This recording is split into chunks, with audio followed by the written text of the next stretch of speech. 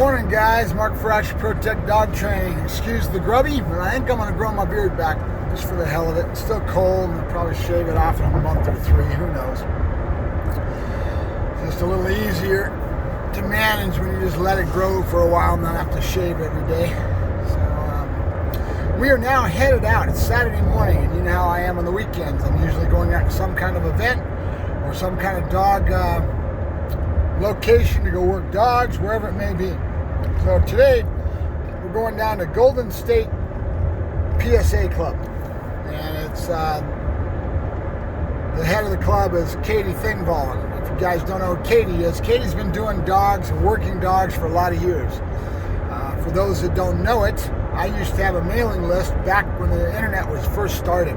It's called PSA Decoys, and it was sponsored by Applesoft. It was they had a whole bunch of these pet-related mailing lists and pet-related subjects going on the internet. That's way back when we were trading emails through the different systems, and that's how you would do things. And one day it would go to one, and then the next, whatever. That's the internet. So I used to have a Protection Dogs L, and it represented the cottage industry of protection dogs. And back then, it was a little bit more cottage than it is today. It's still a cottage industry. Our industry in dog training is very small compared to what people think of as a really established business. We all love and have passion about what we do, but a lot of people think that we're large. We're not. It's a very cottage industry, very small industry. Most people in the dog world, they all know each other.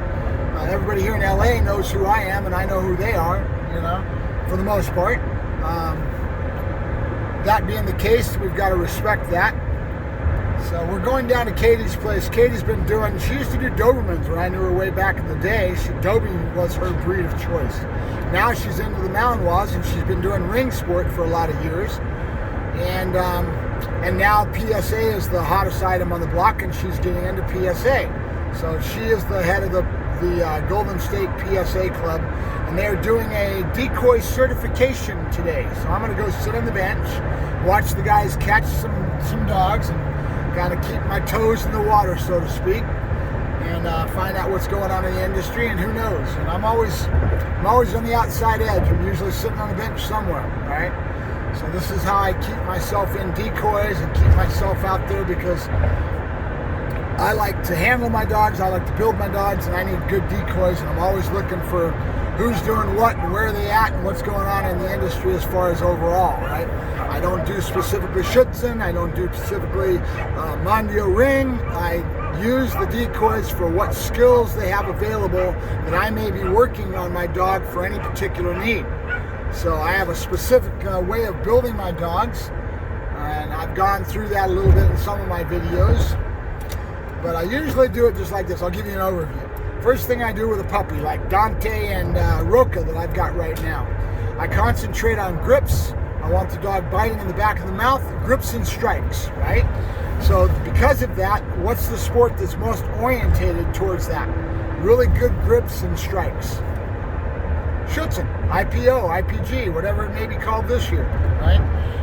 That I go to decoys that I respect and that have a very giving nature, that are good with puppies. And I have about 2 or 3 of them that I respect. There's one in general that I really respect a lot. I won't give you his name, but it's because he likes it that way. I don't, unless I ask him, and can I talk about you, can I mention you, I won't say nothing about him, because I know that he's got a full-on business. And he's heavy into Schutzen, and he does all right by himself. He doesn't need my help. Okay. So that being the case, but he's probably one of my best decoys when it comes to puppies. A lot of respect for the man. He's a very, very viable tool in my toolbox, right? So I usually build my puppies concentrating on that first. Once their maturity comes up, they start to get some confidence, they get into the game.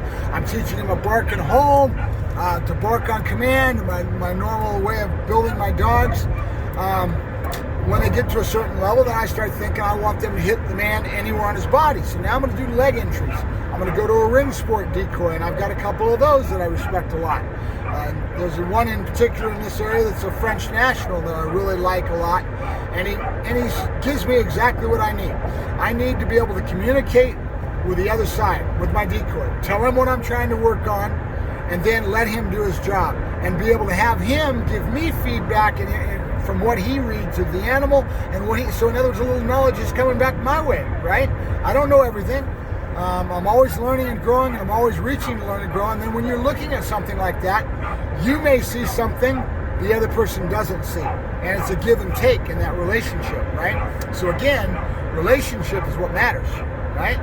So after that, I do my leg entries and I balance it. I want the dog hitting anywhere on your body. I want to build confidence. I do that through my environmentals, my agility, and the way I work my dogs and who I take my dog to, right? And how I'm working my dog. Every dog is different. I had a customer dog that I've been going to, that Schützen buddy of mine, and he has a full set of tables. He's got a round table, he's got a bark box, he knows how to use them, and he understands the concepts. That's the key. A lot of people for a long time were very negative on tables, and that being the case, they're a very controversial tool because it revolves around putting pressure on a dog, and if you don't know what you're doing, you may blow the dog out of the water. So it's very important that you understand how to use the tool, right? If you don't use it properly, it's going to be something that's overboard for the dog, and you could be detrimental to his growth. Remember, we're always trying to grow the dog's strength. You hear me talk about it all the time, trying to grow the dog. It happens in obedience, it happens in protection too. I always want that dog climbing in abilities and in confidence and an ability to do his job in the end, right? I don't want to ever have a setback where I do something wrong that I have to fix it and then overcome whatever I may have done wrong, right? So we're always saying slow, methodical. I always tell people baby steps and we'll get there, right? So this friend of mine that's got all the tables, I have a customer's dog that's really Toffee. You've seen him. I took him out to his place a few weeks ago, and I let him start introducing defense to the dog, showing him a different picture. Why? Because Toffee is a prey animal. He's totally into prey. Loves to chase the ball. You could approach him that way and go play and prey and turn that equipment into a play toy, and he would excel. The thing is, we're not doing sport. The owner is law enforcement. The owner wants a real dog, so I want to make sure that I take that dog's mental attitude from as quick as possible and start trying to channel those drives. Show him defense, and then go right away to flip it to play and prey, so he starts getting the idea that when defense comes on and I show this aggression, that I'm going to get what I want, which is that play and prey aspect of things, right? They call it channeling drives. I call it toggling or flipping it back and forth, however you want to look at it. But good trainers understand the concepts, and good decoys understand the concepts, and they're going to give you what you need if you communicate where the dog's at. I talked like 5 minutes and let him explain Toffee and told him what I was looking for. I went out in the back, went and got Toffee, and I suited him up, got him in the harness and everything, went in the field, and this guy was gone. He wasn't there. Where are you? He was over in a corner being suspicious. That kind of thing, just letting him, and then he came out with a different persona, a different picture that dog wasn't used to seeing. And he worked the dog, he did an excellent job. I'm really looking forward to keep working with him to develop this animal and get him to that next stage. And we're going to be doing that in the next couple weeks. So really enjoy that. But again, having the tools in your toolbox, because that's the way I work. I treat the dog profession just like they do in horses. And in horses, a trainer will be on the backside of the paddock, and he knows everybody. The hot walkers, he knows the guys that hire to muck his stalls. He knows the riders, the jockeys. And he knows what skills those jockeys have. And he will draw on those skills depending on what he needs for his animal, for his horse at that given time in that horse's development. That's what makes the good trainers the good trainers.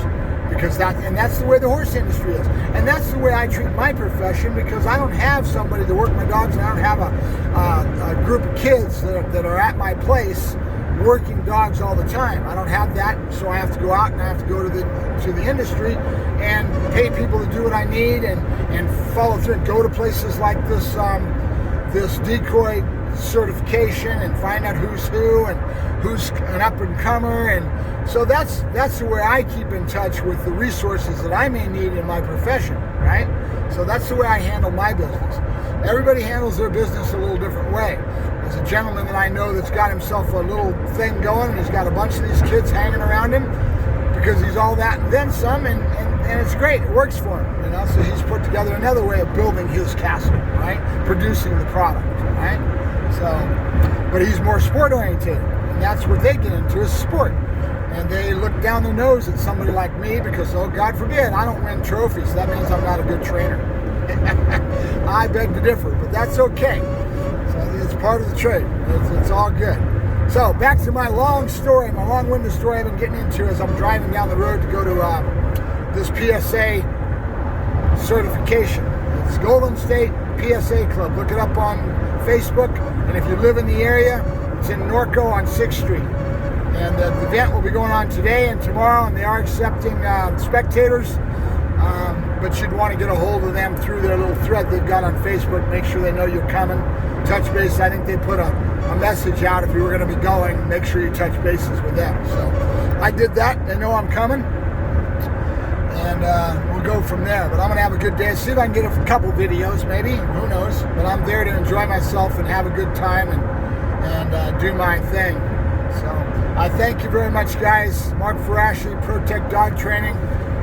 Doing my thing with dogs as always. I'll talk to you later. Eat, sleep, breathe dogs. Talk to you later. Bye-bye.